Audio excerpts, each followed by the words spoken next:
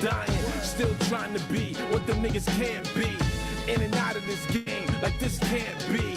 And all you old ass niggas trying to act young, catching cases cause the groupie in the back's young. What happened to hip hop, nigga, you that dumb? I'm two-stepping to it, listen to these fat drums. Clap guns, grown man, nigga, I slap sons. Trigger man with a bigger gauge, I clap something. Bass in your face and a paper chasing. You should put that gun away, they know you faking. I spit the game of manual, y'all niggas was flaking. While these labels turning hip-hop into personal bacon. I was watching and laughing like, look at these coons. Iced out Gucci wearing Bentley buffoons. Everybody got a drug block, and they scared to tell their kids that they need to stay their ass off the drug block. I miss Big and Love Pac who gave J and 9 spots. I wonder if they know what I'm saying, cause there's niggas in this game who really think they big. Till them guns go pop, y'all know what I'm saying. I write 16 bars like I'm building a prison.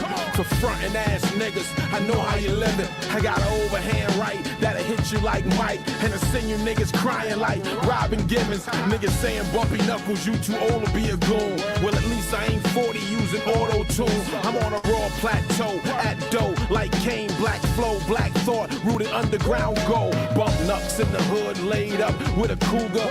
Lamp on the dresser like the Ruger. She topped me while I plan how to do ya. And when the bitch finish, I'ma bring all this drama straight to ya.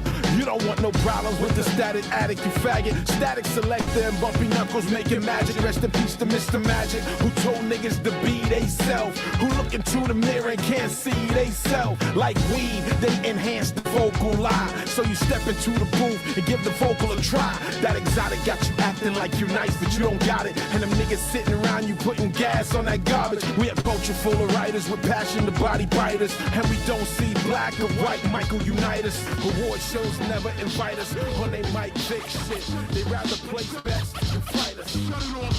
Shut it off. Shut it off.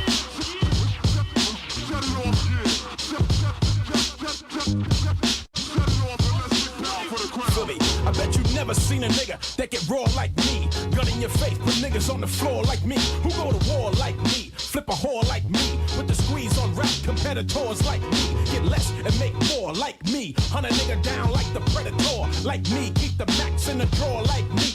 How many niggas really raw to the motherfucking hardcore like me? It's bumpy knuckles, baby. I got lyrical styles forever. My endeavor is to smash you punk motherfuckers. I do it to young niggas, old niggas, rock niggas, soul niggas, scared niggas, bold niggas. Since 89, I told niggas I'm still ripping with this timeless shit.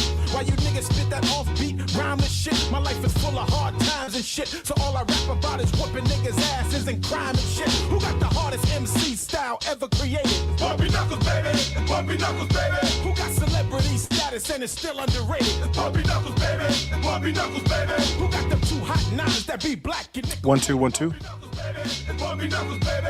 And I blow a nigga chest out to keep me motivated. Bumpy knuckles, baby. Bumpy knuckles, baby. I spit the murder one verses for them thugs that be thuggin'. Freddie Fox be bustin' them slugs that who be buggin'. I get it everywhere that I go. Thug loving cause it's fatter than Star Jones and Rosie huggin'. I've been lyrically inclined since I thought He said it's fatter than Star Jones and Rosie hugging.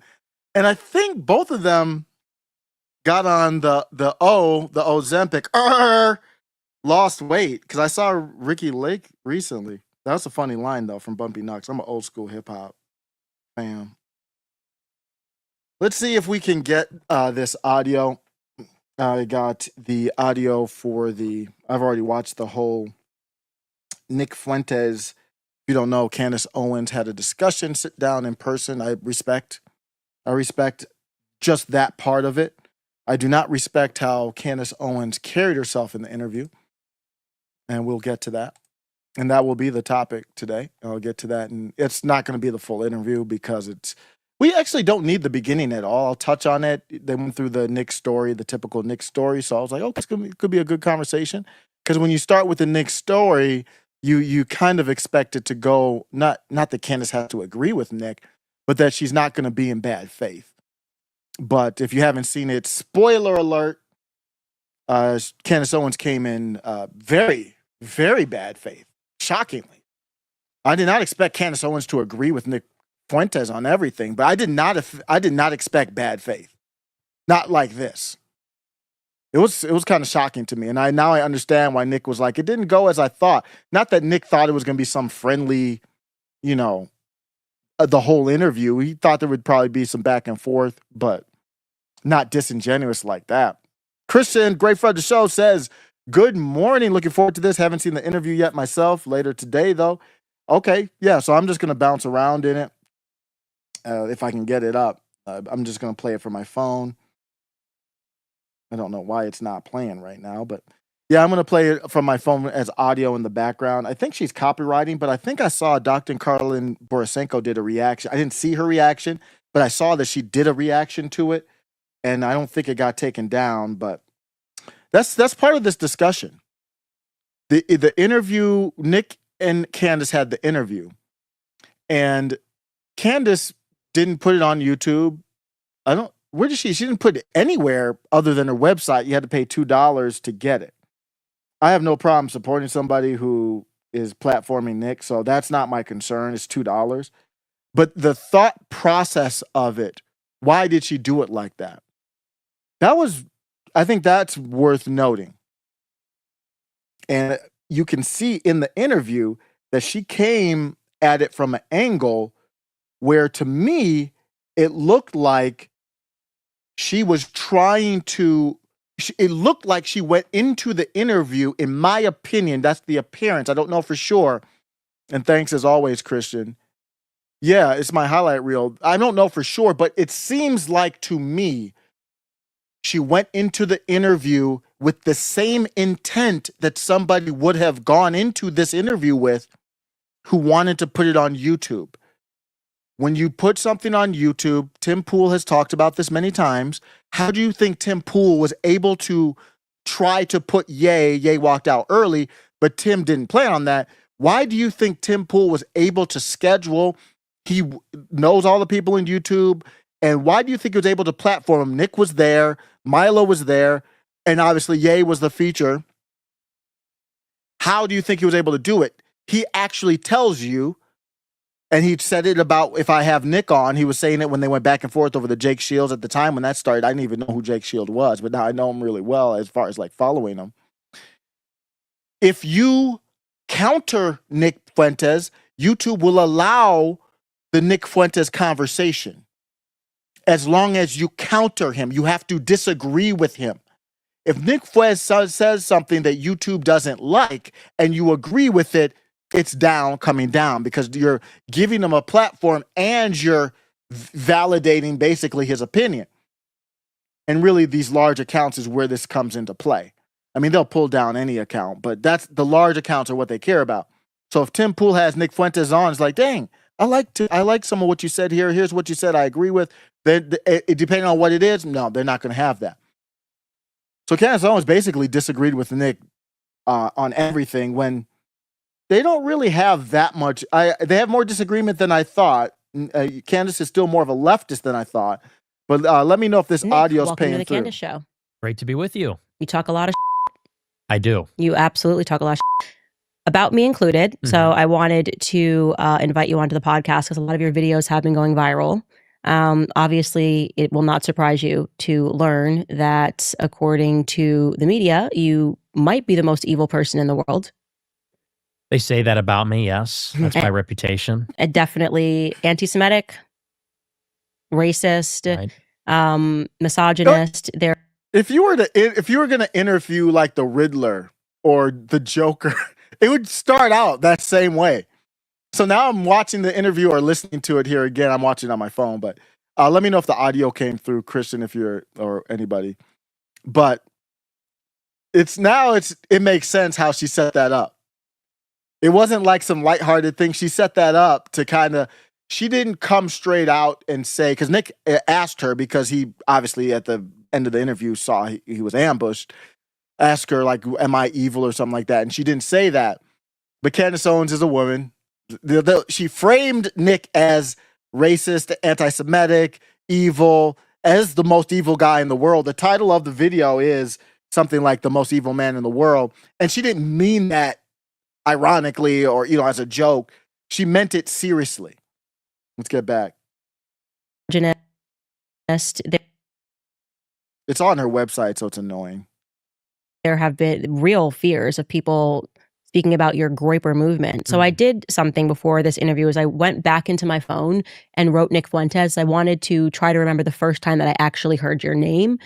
And it was in 2019, a text message that somebody had shared with me that Ashley St. Clair had been kind of fired from Turning Point USA. And this person was speaking about Ashley St. Clair and had mentioned that she got in trouble a while back or whenever it happened because she took a photo with you and that you were this big anti-Semite.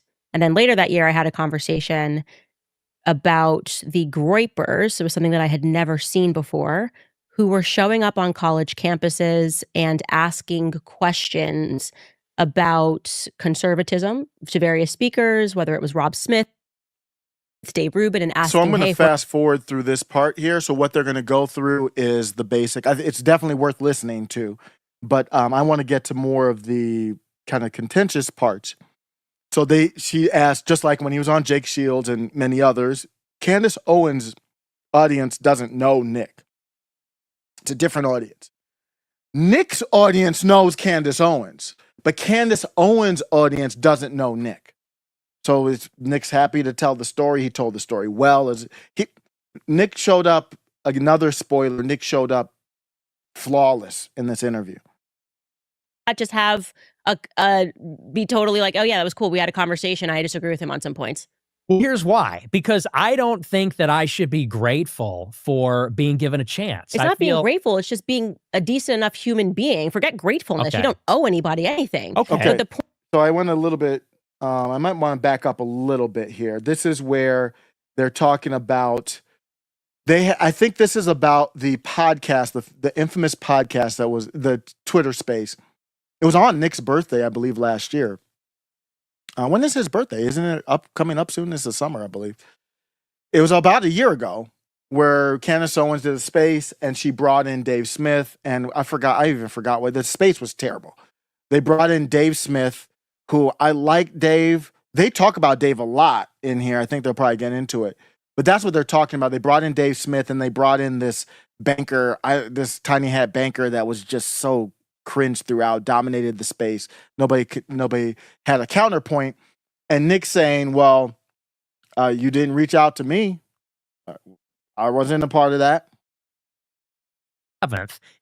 And it's like there's an obvious reason why there's elements in the right. There's almost this form of camouflage they'll do. And one day they're limited government, another day they're white nationalists.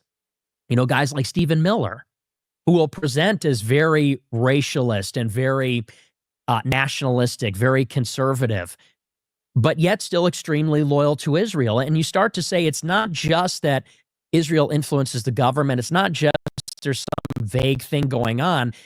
There is this pervasive penetration of our society by a fifth column. And it's so sophisticated and multidimensional and spans many disciplines. It's such a huge topic that you almost have to be a little bit insane to tackle it and to get to the bottom of it, which is sort of me going through the looking glass over the past 8 years. So All right, so I want to tell you where I agree with you and where I don't agree with you. But first, I just want to ask you, going back to your high school years, because obviously you were very dialed in. You cared about politics. I think you mentioned that you were involved with the UN. What did you say when you were in high school? Model UN. Model UN. What's that? What organization is that? It's like a debate club, Okay. but you simulate the United Nations. So committees. politics was a passion for you. Yes. Okay. You mentioned that you're Catholic, Yes. raised cradle Catholic. You said Yes. mom and dad in the home. Yes. Okay. So I think on your show, somebody told me that you mentioned your mom a lot. Were they together married? Yes. Okay. So your parents are still married. Yes. So you come from a pretty good home, it sounds like, obviously. You still have a good relationship with your parents. Mhm. And Where are we going with this? What is this? you went to Boston University. Mm-hmm. Everything's going great for you. You kind of should be, like you said, maybe offered a contributorship on Fox News, and your whole life kind of gets derailed. Right. Where I'm going to push back on you is to say that you didn't have this anger where you applied it to everyone. Because and I don't have this clip, but I know that recently, and this was after I was fired from the Daily Wire, you kind of went on the attack about me speaking to Dave Smith, right? And saying, actually, I think we do have that clip. Skylar, I think we do have that clip. Yeah, let's talk about it. Of me speaking to Dave Smith. Do you want to run that clip? Yeah, let's do that. has nothing to do with me. She wants nothing to do with me, doesn't do anything with me. No invitation, won't bring me on the space, won't bring me on the show. No acknowledgement, nothing. But she is going to do a show with Dave Smith, Jew, Aiden Ross. You know, and I like Aiden Ross. I've said that before. I like Aiden Ross. But it's like you get canceled and attacked by Jews and then you go and give it away to all the Jews, really? And finally, Aiden asks her, so what are your thoughts on Nick Fuentes? And she gives this load of PC response. She goes, well, you know, when he was a kid, he got attacked by them. And I understand why he would be angry and why he would be mad about that. But he needs to grow up and figure out what he wants to do. Oh, really? Oh, really? Bafangul, Candace. Oh, he needs to figure out what he wants to do. I think you need to figure that out. Talk about accusing other people of that which you are guilty. I think he needs to figure out what he wants to do. I think you need to figure out what you want to do because you're full of and everyone knows it. You clearly have no idea what you're doing. No idea what I am doing. True. What do you mean true? You didn't invite me on the show. But what does that, just let's first go back to the first layer of what you're talking about. She's speaking of Dave Smith. Yeah. What does that have to do with? So then we get into this conversation. I'm going to play that. Sorry, I just have to stop it before we get into the Dave Smith part of it. Why are we talking about Dave Smith like that? She's the one that set that up. Why aren't we talking about the actual issues? That's a red flag at this point. Does that have to do with anything? You call out the fact that I spoke to Dave Smith, that I spoke to Aiden Ross. I didn't speak to them because they were Jewish. I also talked to Piers Morgan, all of these shows following me being fired. So you're just looking at the fact that these two, I didn't even know Aiden Ross was Jewish. I just had a PR agent say, do this. I swear I didn't know. He's visibly Jewish. Okay, but just so we're very clear, No, I know. I genuinely had no idea. Your PR person comes, here are the shows. Okay, yes. Dave Smith, we had amazing conversation when I was on the Daily Wire. Mm-hmm. And so your purview here is, okay, well, they're Jewish and she's doing their shows while not saying to your audience she's doing a bunch of other shows too. How is that not you just kind of honing in before we get to the why you think I'm full of and don't know what I'm doing? Well, here's the beef, okay? And it's pretty simple. Dave Smith, in my opinion, and I like Dave because I've done a show with Dave too, and I think he's a good guy. I respect him. I think he's super intelligent. And, you know, he gave me a chance when a lot of people wouldn't. He had me on his show and he defended me because he got attacked a lot from the libertarians. And that's why you suck, because you get somebody who comes out and defends you and has you on the show when you're being canceled, and then you throw him under the bus for, because like, I don't even know what your beef is. It's like, why not just have be totally like, oh yeah, that was cool. We had a conversation. I disagree with him on some points. Well, here's why. Because I don't think that I should be grateful for being given a chance. It's not being grateful. It's just being a decent enough human being. Forget gratefulness. Okay. You don't owe anybody anything. Okay. But the point is you kind of lament the fact that you've been canceled. You lament the fact when nobody will have your platform. And in the very same breath, talk about being a hypocrite, you're going after Dave Smith for what? Like, why is she doing Dave Smith? Jew. Well, I'll tell you. Can I explain why? I'm telling you why. You can. So my feeling on Dave Smith, and although I like him, is that, look, he is Jewish. He's also a libertarian, which means that, you know, when he talks about, for example, the situation in Iran or Israel, he's an anti-war guy. He says, you know, Trump is a war criminal who needs to be impeached. I don't believe in any of that. I don't care that Trump violated international law. I care that he's influenced by a foreign government.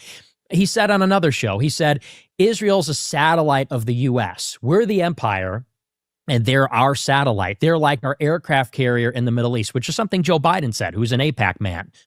I think that Dave Smith is somebody who, because he's a paleo-libertarian, like Murray Rothbard, like Ron Paul, like a lot of these guys, he is someone who, because he's anti-war, is sort of forced to confront the Israel lobby. Because if you're anti-war, ideologically, you have to talk about who's driving it, which is the Israel lobby. But he's not a religious Christian. He's a religious Jew or agnostic or atheist. he's not really a right-wing guy. He's a libertarian. He's not a religious Jew. He says that he's proud of being Jewish. He's proud of his ethnicity. He's proud of Judaism. Should he not be proud that he's he's just born this? So Candace, here's the point, though. So Candace completely ignores what Nick just said there. So she completely ignores because Nick said he's a religious Jew, and he isn't. To my knowledge, he's not. I have heard him talk about since his last child was born. And if you don't know, I'm a Dave Smith fan. I'm not knocking Dave overall. This is probably the only area of strong disagreement I have with Dave. And I am 100% in Nick's camp on this topic. So Nick breaks it down beautifully. Candace Owens is not here for an authentic discussion. Who cares if Dave Smith is a religious Jew or not? That has nothing to do with what Nick had just said. It was just like later on when they talked about Africa, and she said, well, Egypt's not a part of it. Okay, every other part of Africa. Egypt is obviously a different, ethnically different than any other part of Africa, especially sub-Saharan. But so she's trying to go at the conversation with intellectual dishonesty that pisses me off. I am completely out on Candace Owens. This is unacceptable. I've been back and forth on her where I like her a lot and don't like her. And for the large part, I've thought she's good. This is unacceptable.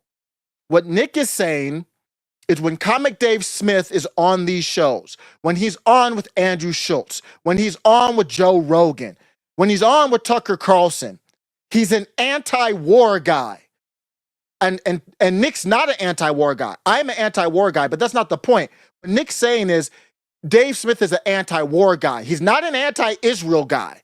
And he's definitely not a Jewish question guy. The banker. He's not, I meant the bankers. He doesn't question the bankers. And I'm not talking about the Federal Reserve. That's the difference.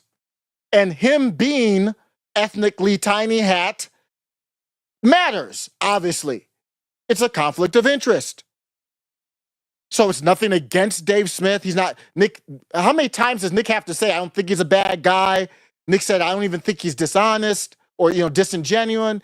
But I just disagree with him. I'm fundamentally different than him. So you didn't invite me to the space. So then Candace Owens says, well, you could have asked to be in the space. That's not really even the point. The point is, why didn't you care? That doesn't address the question. If you want balance in the space, fine, fair. I could have asked to be in the space. I don't know if Nick really cared that much to be in the space. The point is, if you want balance in the space, you had the most tiny hat of tiny hats in there. I forget his name. The dude is just so obnoxious. And then you had Dave Smith. Then you had you. Well, I would have been a different counterpoint in there. And obviously it would have made the space bigger. So forget about whether I should have asked or not. Why wouldn't you have asked me?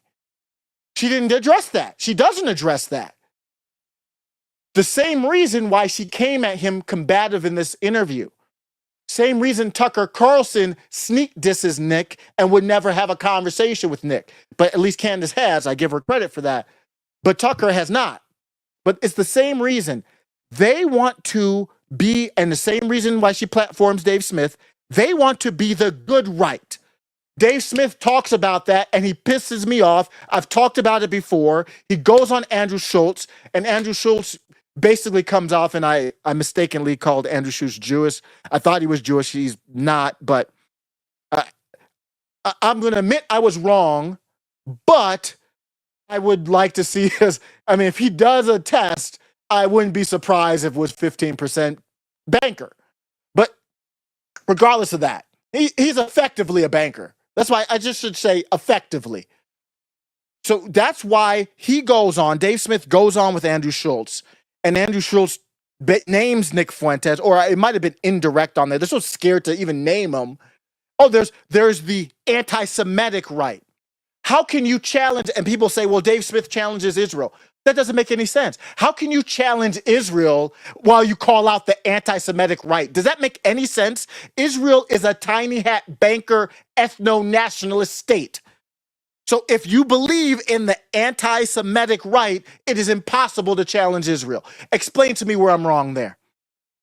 If you are a person that says, I don't like the anti-Semitic right, sounding like Aiden Ross or Dave Rubin or even Charlie Kirk or even Tucker Carlson, getting all these points for being, Tucker does challenge Israel in a way, but he still says, I love Israel. Dave Smith still says, I love Israel.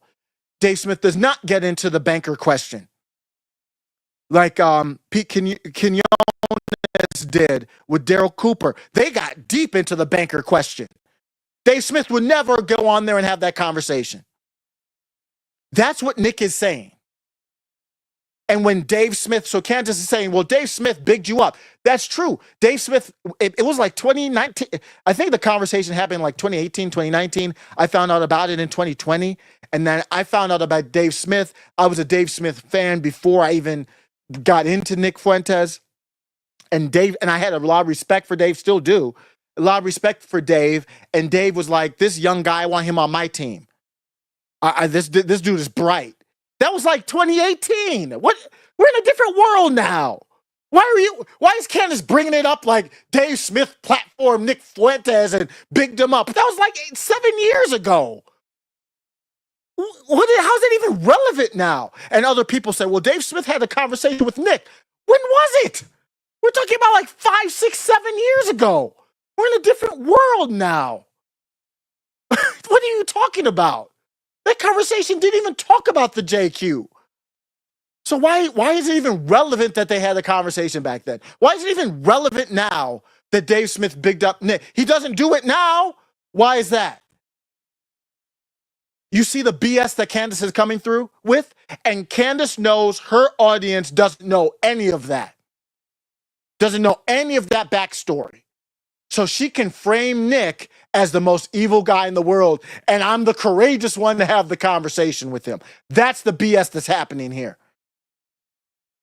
Anybody who uses the term anti-Semitic right is trash. Period. End of statement. The anti-Semitic right. That's what Dave is on these podcasts. The podcast with Douglas Murray and Dave Smith. The first 45 minutes of the podcast was Douglas Murray and Dave Smith arguing about who's the good right. And Dave Smith agreeing with it.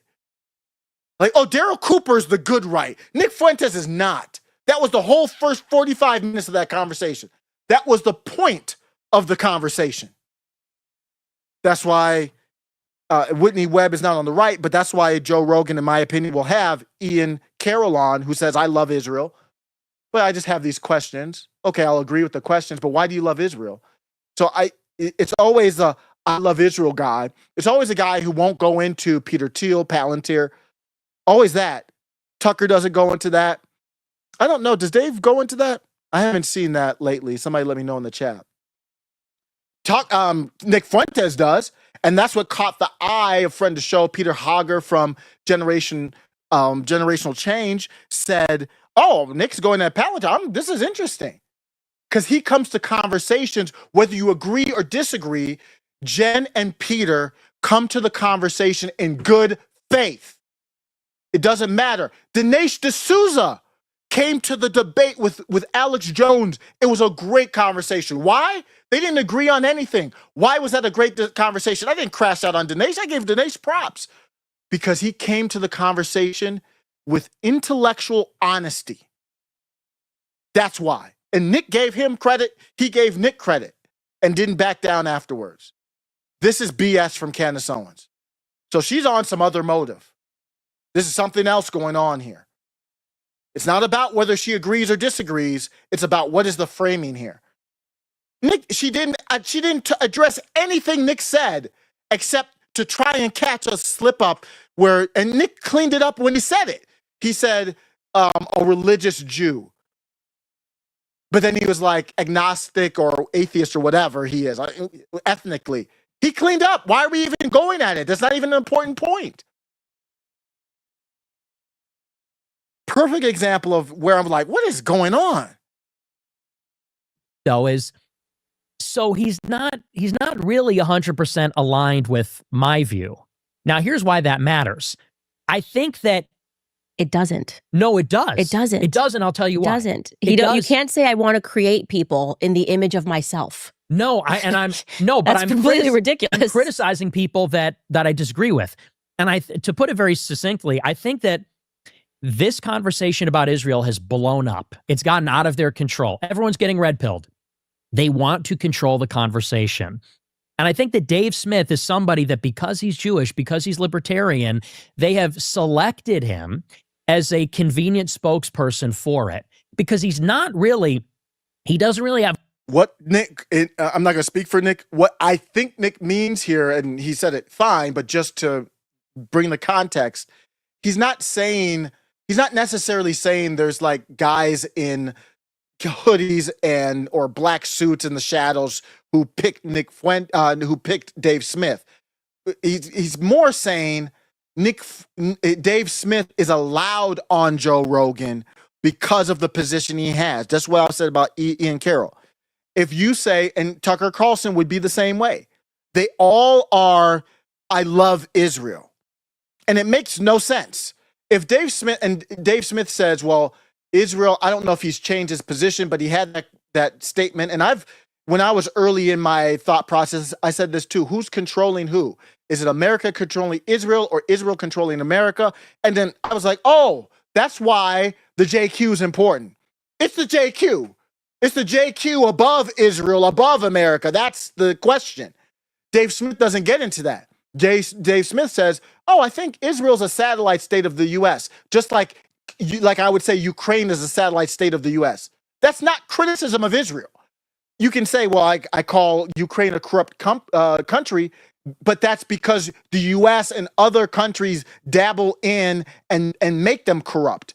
It's not a direct kind of like at its core foundational criticism of Ukraine. It's basically saying Ukraine is an empty vessel that other people are taking advantage of. And that's Dave Smith, unless he's changed his take. I know he has a take on that I've heard where he said it's the same as Tim Pool. It's not Israel controlling America, and I don't think it is Israel controlling America. It's the JQ, it's the bankers. But if Tim says it's America controlling Israel, that's so you don't have to criticize Israel. That's why you have that take. And if you have that take, then you don't need to get into the JQ either. So that's what the kind of the backdrop of that is. And obviously for Candace, it's the frankest.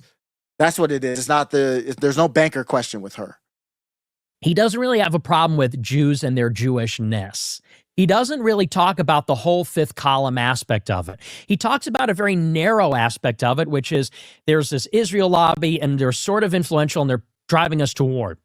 That's one small selection of it. So you think, just to clarify, you think he's like a psychological operation? Yeah, effectively, yes. Okay. And I don't think he's doing... Effectively is a key word there. I use that word a lot too. What he's saying is, I don't know for sure, but why does it matter? That's the effect that he has. So it doesn't matter if he's a psyop or not. That knowingly, but I think that they're creating the bounds of the debate by having him be the spokesperson, because who is choosing him as a spokesperson? I mean, Joe Rogan. Yes. What do you mean? Every show he's on is choosing him as a spokesperson. Yes, and he goes on as the gatekeeper. Where he goes on, and Nick's going to talk about it here, where he says, Dave kind of says, oh, I like Jake Shields, he's a friend, but then he posts something that's anti-Semitic. Huh? Where does Dave Smith doesn't talk about stuff in that manner, like it's racist. What are we talking about? All of a sudden, but only with that aspect, because Dave Smith had that, Jake Shield had that meme, which is a dope meme in my opinion. It was like a goblin eating Uncle Sam or something like that. That's anti-Semitic? What? That's Dave Smith's take on it. Joe Rogan, I could not disagree with that more. I just want to say that I patently disagree with you on this one. This is crazy. I think that he has moved the ball forward so much for, first and foremost, a lot of American Jews to have the courage to even question Israel, because in the same way that we were kind of brought up in the classroom with the I guess you want to call it emotional engineering around the Holocaust, learning about the Holocaust is like the biggest, most evil event that ever happened. Imagine if you're Jewish and you learn about that. It's the same way that Black Americans in the classrooms learn about slavery. So I understood the trigger emotional response that Black Americans had during BLM because there was so much conditioning that happened in the classroom that makes them think that when someone says white supremacy is back, you have to riot. And I will extend that same understanding. I disagree with it, but I understand that when October 7th happens, it's almost like a childhood trauma for these people. Right. You learn this, your whole existence, it's existential crisis for you that something happened in Israel. And then you add in the fact that— Just to be clear, Candace's take here is still YouTube safe. Candace did not have any take on here. Why do I bring that up?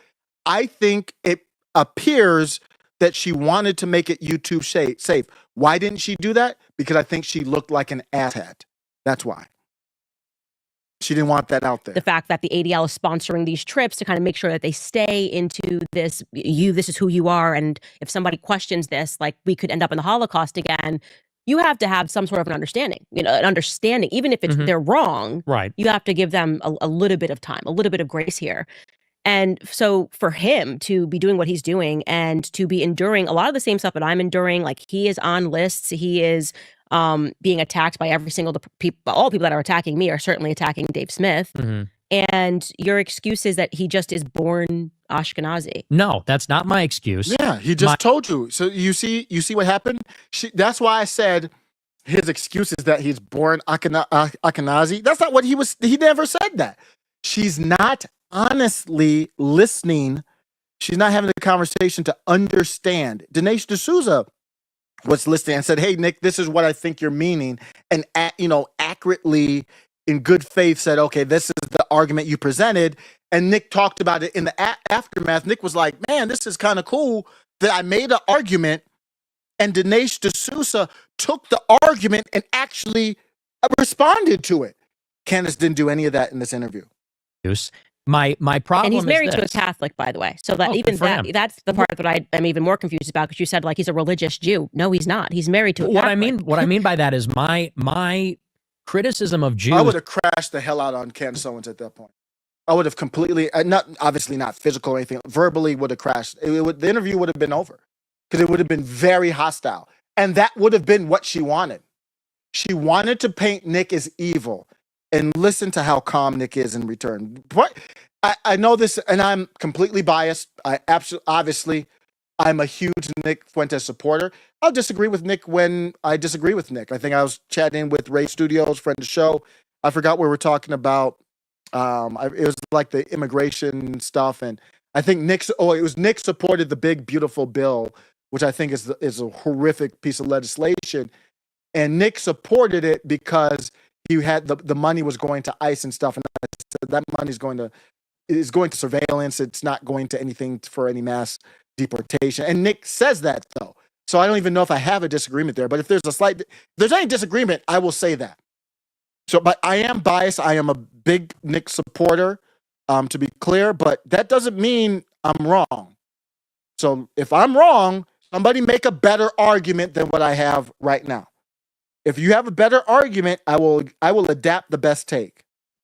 Of Jews comes from a religious place. As a Catholic, we recognize that the Pharisees put Jesus on the cross, and the Talmudic Jews are the descendants of the Pharisees. And we also recognize he is not a Talmudist. That's what I want to say. But that's he's not any of those things. He's married to a Catholic. He's just born Ashkenazi. So when I hear you say Dave Smith, Jew, I think it conflicts with your point about how even white people, like you're just kind of trained that you should just like there's something wrong with you for being born white. No one should feel guilty about how they're born. Look, it's like, you know what I mean? To sum it up succinctly, it's tokenism is what it is. It's a form of saying, we're criticizing the Jews in Israel. How I'm going to fast forward. We soften and as you can see, she just made up stuff that he had never said. Let me fast forward to I forget what they got into next. Oh, they get into a lot of personal stuff. Like Candace made it so personal. Low, because we're gonna get.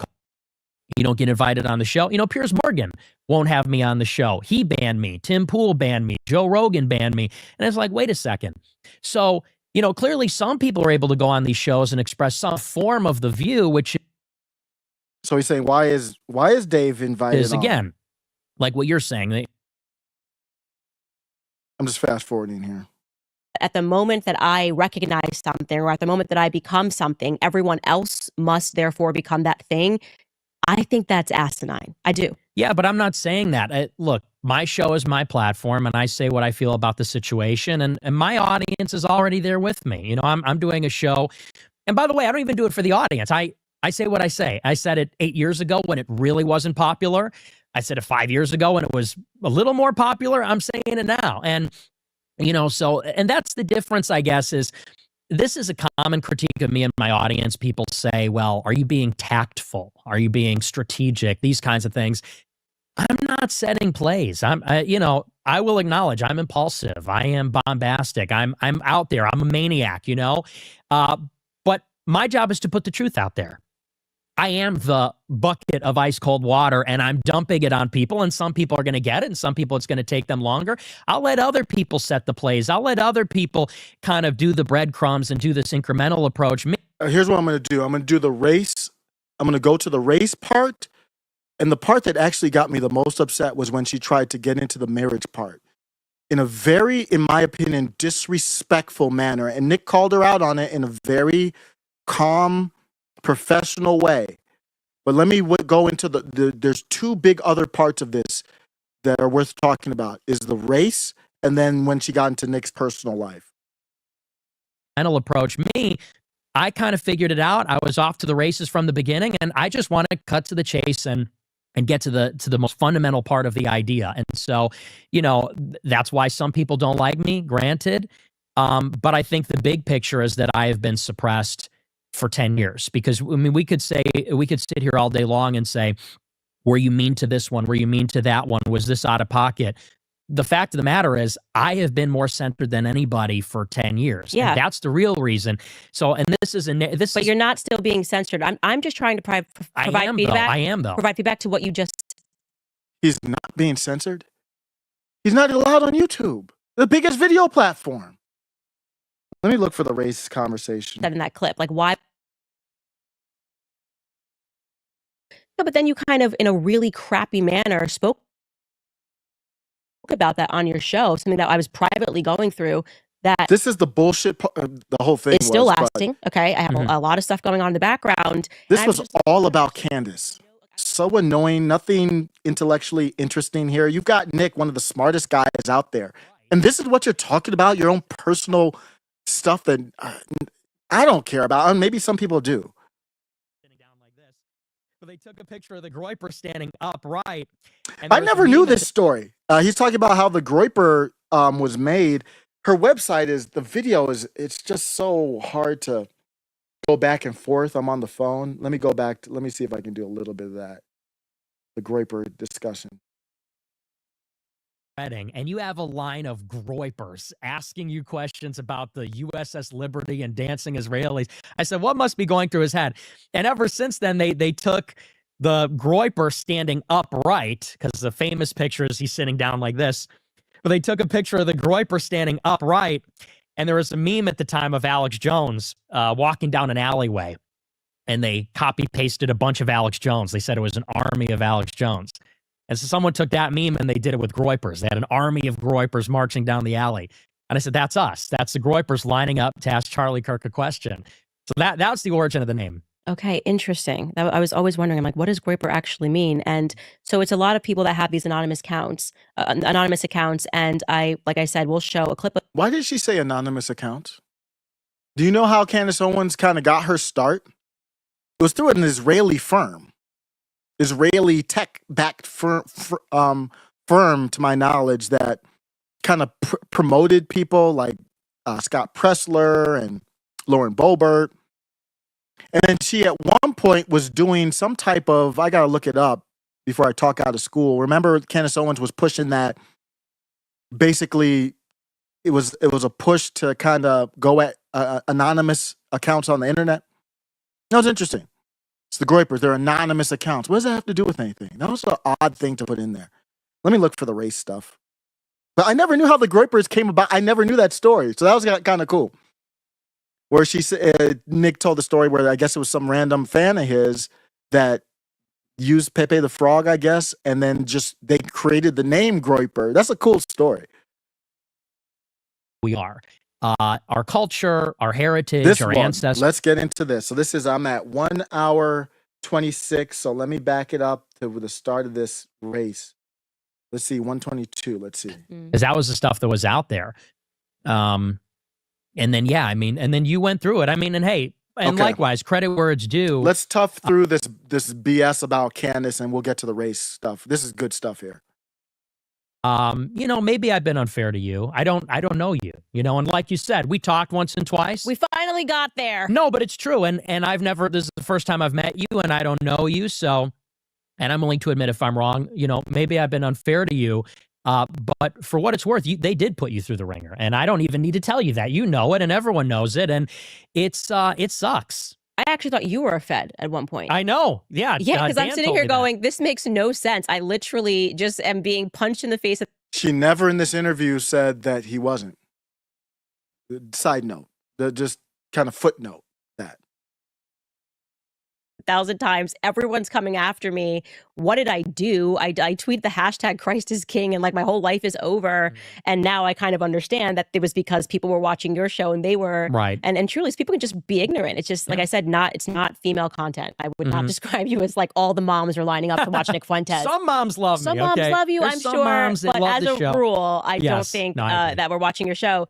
And so I think for it was some kind of reason, Candace was really triggered that 40-plus-year-old men of all backgrounds, white, black, even some Jewish, watch Nick. She felt like really in her feelings about it because Nick is supposed to be just the young ones. So you look at it, some of the young ones are getting older. Nick's 26 now. And then he's still spanning to high school. Remember, he had at least a couple blacks I saw on TikTok in high school saying, "Your body, my choice."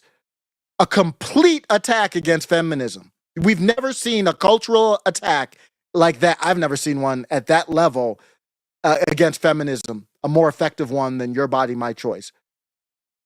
And so he has the high school and younger, and then Candace kept bringing it up. It's not women. It's not women.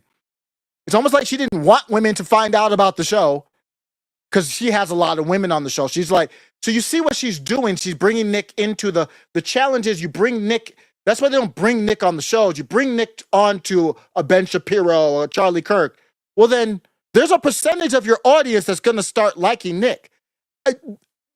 Dinesh D'Souza had Nick he didn't have him on. Alex Jones had him on. But I kind of like Dinesh more now. I never really had beef with him. I like the Mule movie. I've talked about that. I didn't watch the other one, so I kind of lumped him in with Con Inc. He's obviously not Con Inc. He's not Con Inc. the way he operates.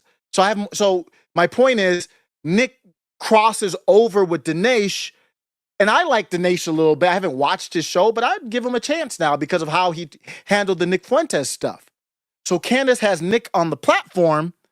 She doesn't want to put it on YouTube because that actually could get a lot of her audience, women included, just like when Nick was on with Pearl and was just a great episode. And just like when Nick was on You Are Here with Elijah Schaefer, Sydney Watson, great episode, he will even grow bigger. That's her concern. So she's like, oh, women don't watch you. She was basically saying, women who watch me, don't watch him. I know he might be very compelling right now. That's what she was doing in the moment. Just in case you watch it and think he's compelling. Don't watch him. It's only a guy thing. She brought it up probably 3 to 4 times in the interview or discussion. Very odd. Why are you so triggered that men over 40 watch Nick? And she kept bringing it up like it's only men, because she can't stop the men over 40. Candace, I'm a man. I'll do what I want. Why are you even talking about it like that? I'm a grown-ass man. Why would you care what your grown-ass men friends watch? I'm supposed to watch the same thing you watch? Are you crazy?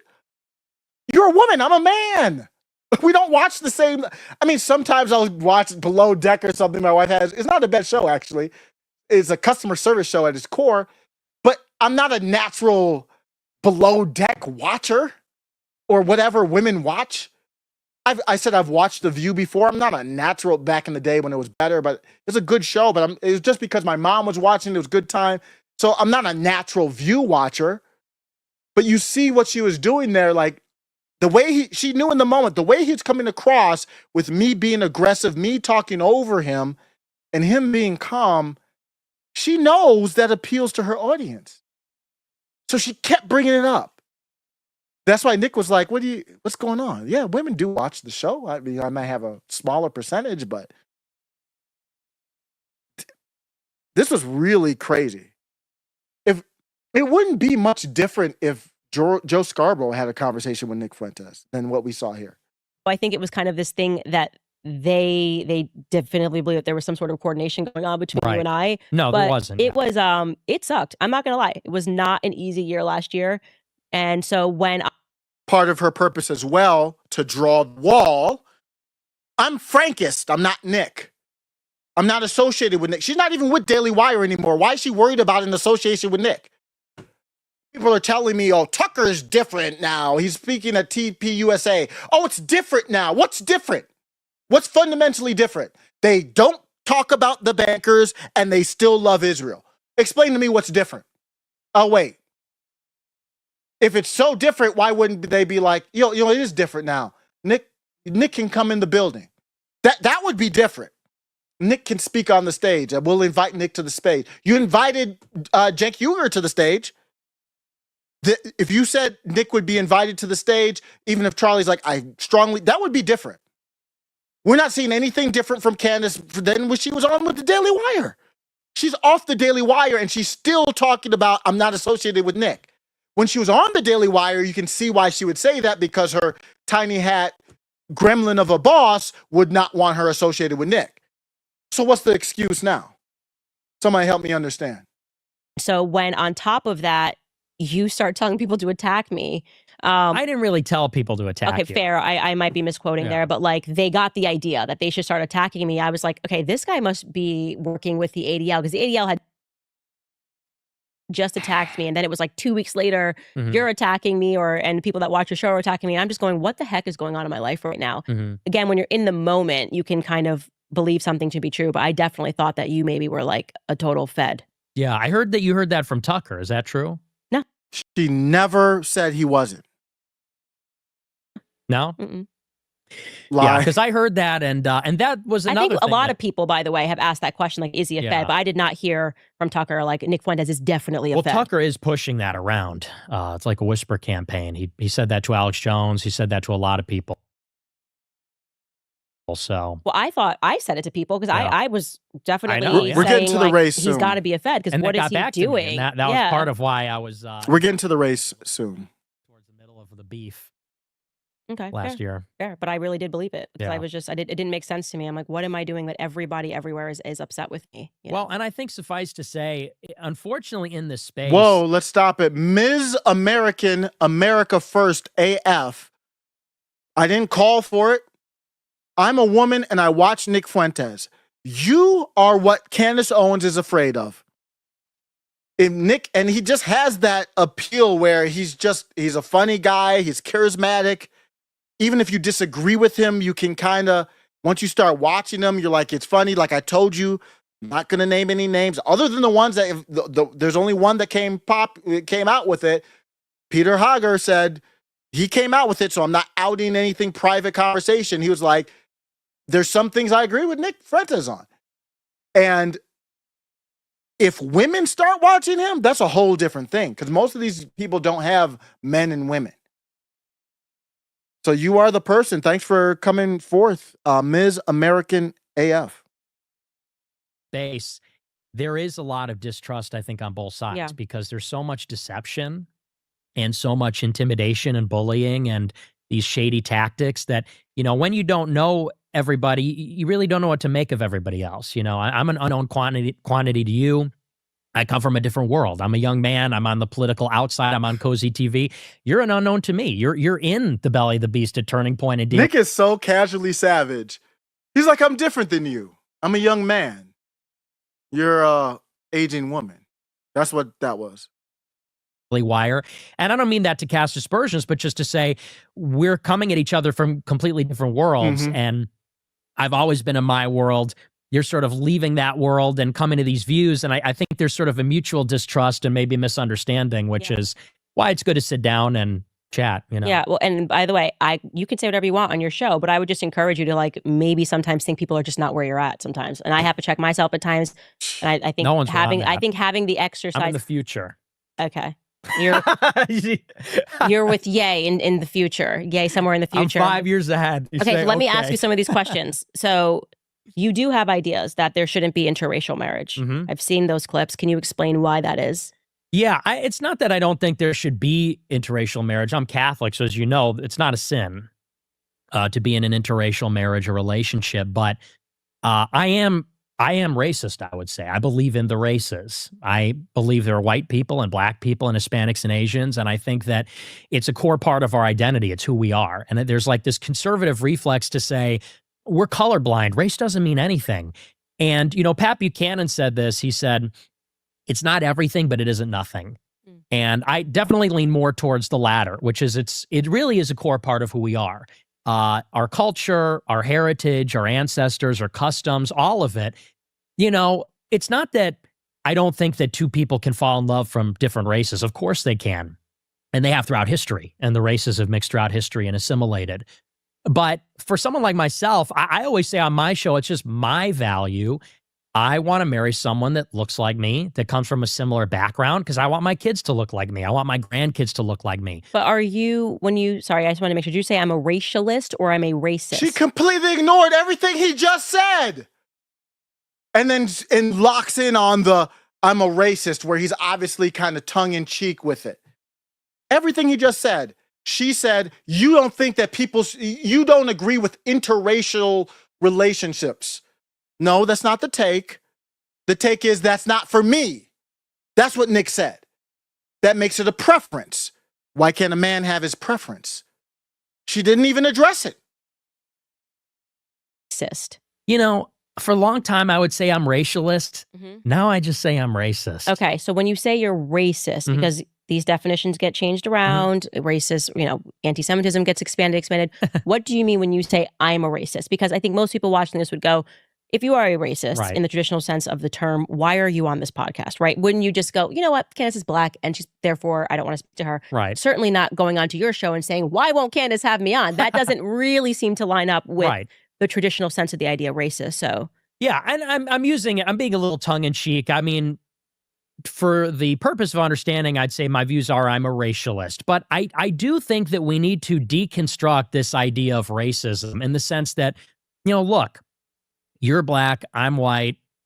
It is what it is. For my entire life, people have been walking around on eggshells about the subject of race, about white people being racist. Can I say this? Can I say that? Can I have this opinion? And me, I'm sort of, you know, Gavin McInnes said it like this. He said, you're kind of post-racist. You're sort of after this craze where everything was racist. It's sort of this recognition that we live in a heavily racial world. And, you know, look, sometimes we have racist feelings.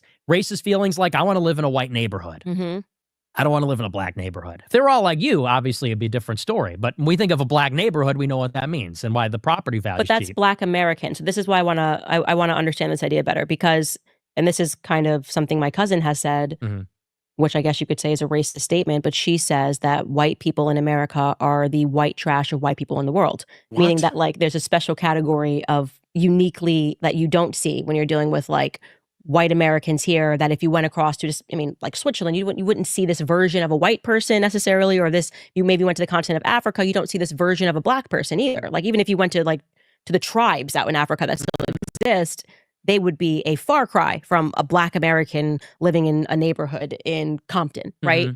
So I'm trying to understand if you're actually, you think that it's all black people are like this, or if your world is kind of colored by, this is what's going on in America, this has failed for 1,000 reasons. Welfarism has definitely, like, I mean, black people in 1940s, stand up. My grandfather, I talk about that denigration and the corrosion of culture. That's happening. White, black, whatever you want to name it, there is this intentional corrosion of culture.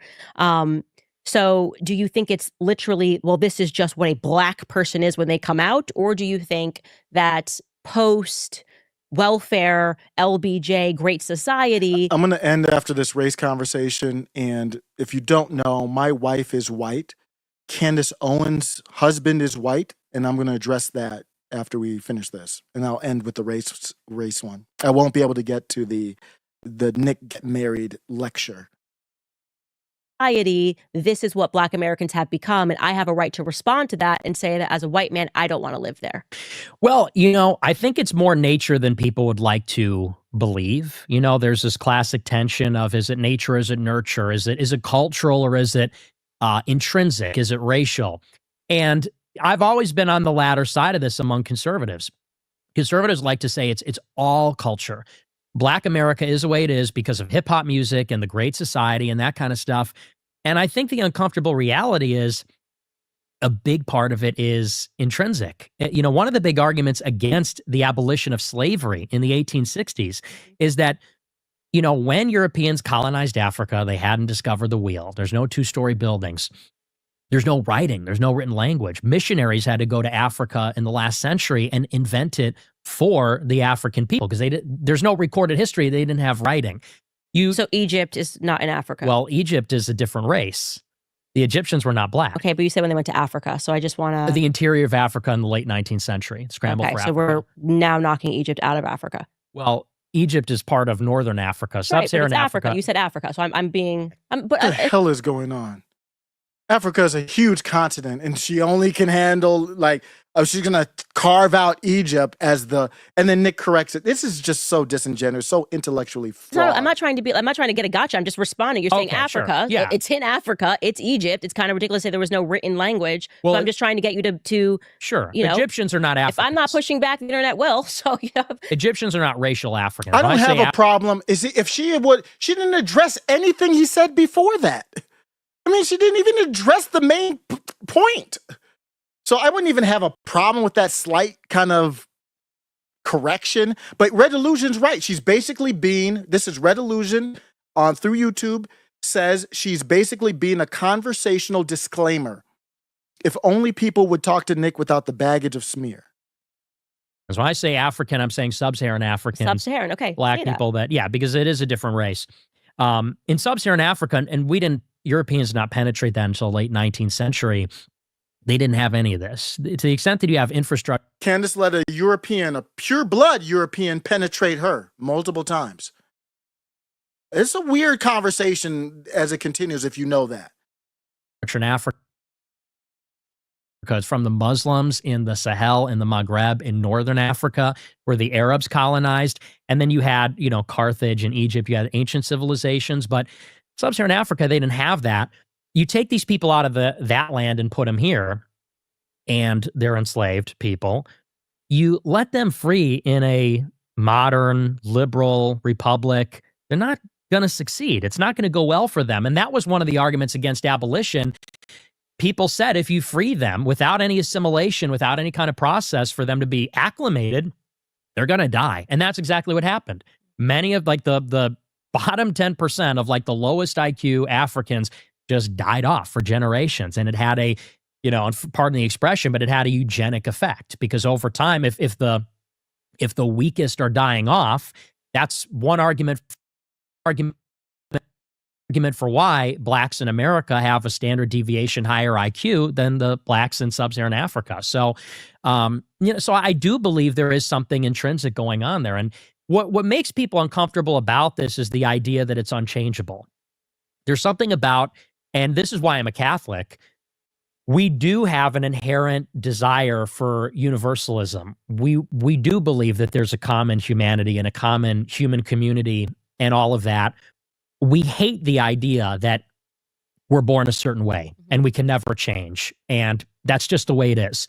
And we even think about this in terms of, it's become not so popular these days to tell children, you can be whatever you want to be. Because we know that's not the case. Some people are tall, some people are short, some people are smart, some dumb, some ugly, some handsome. That's why, by the way, incel-dumb is a big part of this also. So you believe these are immutable characteristics that are assigned at birth? I think that, yes. For the most part. Things like race, all those attributes are immutable and unchangeable. But they have changed, just factually speaking, they have changed.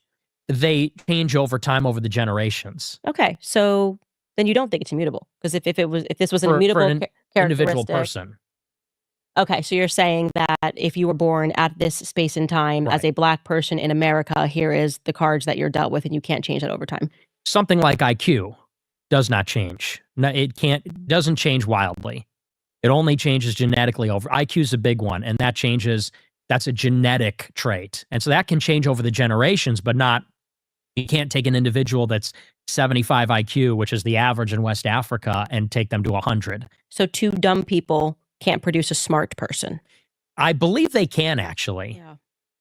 but So does that kind of debunk your? no, because it's rare that Typical. That is a textbook definition of a straw man argument. She did not take any point that Nick made and address the point. She made a completely different point. And Nick's like, well, what are you talking about? I didn't even say that. Well, yeah, it's possible. That doesn't address anything I just said for the last 5 minutes.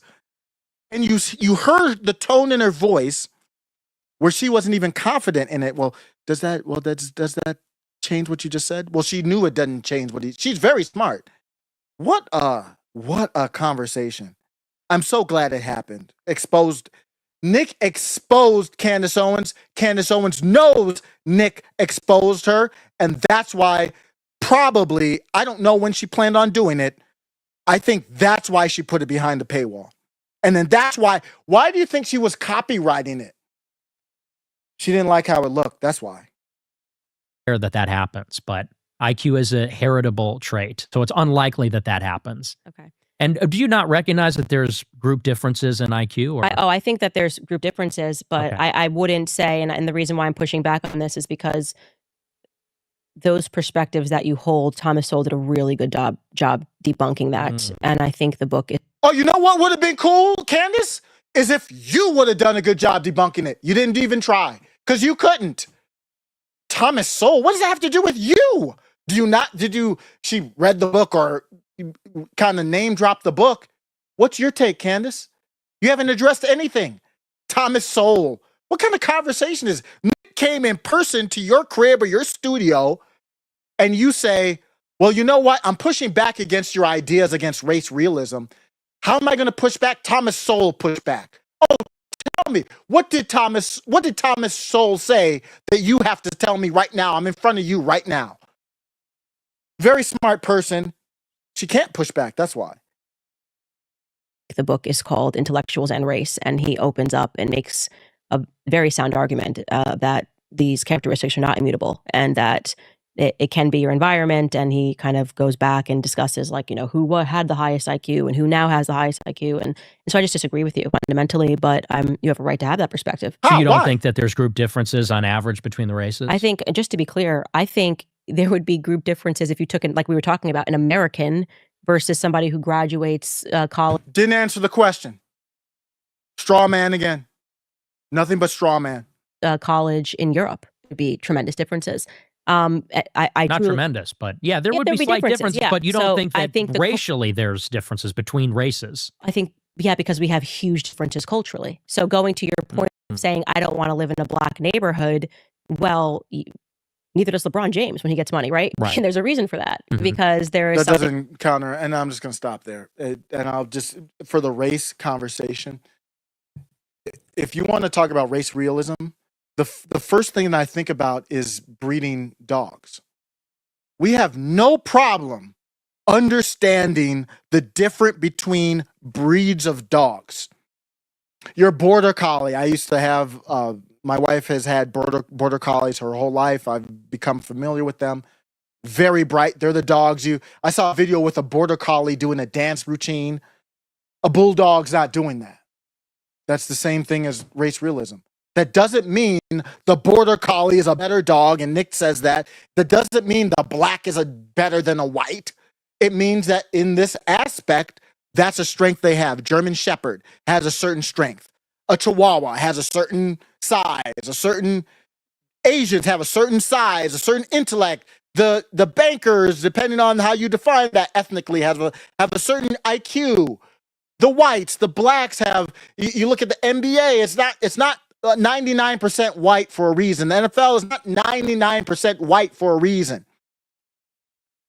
These are different things. And to be a Christian and to not acknowledge God's plan and God's layout, if you really are on the left, anyone, that's the beauty. I thought that was the beauty. And yes, that includes me. Why wouldn't it? What Nick's saying is, if you put people in a bag, and let's say you need to pass a calculus test, if I pick out an Asian, I'll have a higher chance. It's not that you wouldn't be able to pick out a black that couldn't do it. You could, but you would have a higher chance of getting someone who's smarter, quicker, brighter if they're Asian out of the bag. It's a higher probability genetically than a black. Is that something you disagree with? Are you serious? We're grown-ass adults. Let's stop playing games here. If you wanted somebody to dunk a basketball, would you pick an Asian? Would you pick a Mexican? Stop being a child. We're grown adults. Just stop with the nonsense. It'd be like saying, I want a smart dog. I'm going to pick, what's a dumb dog? A bulldog or a pug or something. I want a beautiful dog. I'm going to pick a pug. No, you're not. My ancestors are from Africa. I have a wide nose. I think it's beautiful. If you don't, that's your preference. Great. If you're a goblin, you've got the long gonzo pointing toucan nose. You better think it's beautiful. That's how God designed it. That's how God designed you. That's the beauty of it. How could you be a Christian? How could you be a Catholic and turn that down and turn your face at that? Blacks are great at fertility. These sub-Saharan Africa, their birth rates are high. They get down. Why do you think your white suburban woman has a fantasy about a tall black guy? Why do you think your white suburban wife has a fantasy about tall black men? Let's stop being children here. Let's talk about real things. Candace is not an adult. This is childish. Of course, it's different. You bring blacks over to America, and it's important to acknowledge that European whites created the beauty of this country. Why is that important? Because that same spirit, not all whites now, I've talked about that, but the whites who have that same spirit, they're the only ones. That's why I rock with the Groypers, because they're the ones that would bring that spirit to protect this country. And I have the luxury and grateful to be here, not in some effing hut in Zimbabwe or somewhere. I'm proud of my ancestry, but I'm also realistic about what it is, what it means. There's good things about it. Rhythm, music. I don't know if there's any ethnic group that is more built for survival than Africans. Going through, everybody was enslaved, but going through this slavery and at that point having strong faith, making the best out. That's where chitlins came from.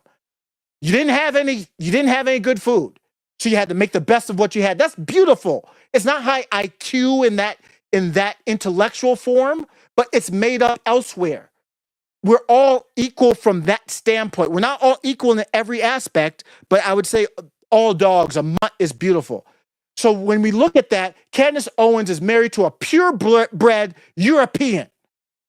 And Nick says, well, the Europeans are the ones that built the infrastructure of literally infrastructure, basically society, language, America. It all comes from purebred Europeans. That's the strength. Not that other people can't enjoy it, but if you're going to enjoy it, at least acknowledge where it came from. No other race built this. No other race could have built America. That's just factual. It's never been done. Jews couldn't have done it. That's why they are, I should say bankers, just to be clear, YouTube. That's why the bankers are parasites here. They couldn't have built it, but they have strengths in IQ, subversion, surveillance. Whites have a weakness, and their kindness is a weakness, a big weakness. They're not as athletic. Everybody has pros and cons. So she marries a pure blood. She didn't marry Otis. She didn't marry Leroy. She didn't marry Curtis from down the block. She married a billionaire from Lord, what's his name? Lord Farmer's estate, purebred European. Her kids' DNA, 4 kids, 3 boys, half of their DNA is from what Nick is giving credit to. And she's on her own studio live disparaging half the DNA from her children. If my wife did that, we would have problems. I guarantee you that. I don't do that with her heritage through Poland, Germany. She better not do that with mine through Africa. Why would you choose me then? Through Africa, Jamaica, Great Britain, the Europeans. Really, Jamaica had some solid schools because of the colonization. And now it's gone to hell, kind of like the story everywhere, South Africa, the black, wherever you want to go. How can she even have the conversation as a Christian with a white, purebred European husband? Her kids are half European. She just spit on half their legacy. She proved Nick right on his preference against race mixing in her own stream by the way she acted. And Nick brought it up. He didn't want to be crass. I don't have those problems. I'm going to get out of here because I had to get out of here by 9. But that's the problem I had with this interview. And I'm glad that I was able to get it off my chest. I appreciate y'all. I'm out.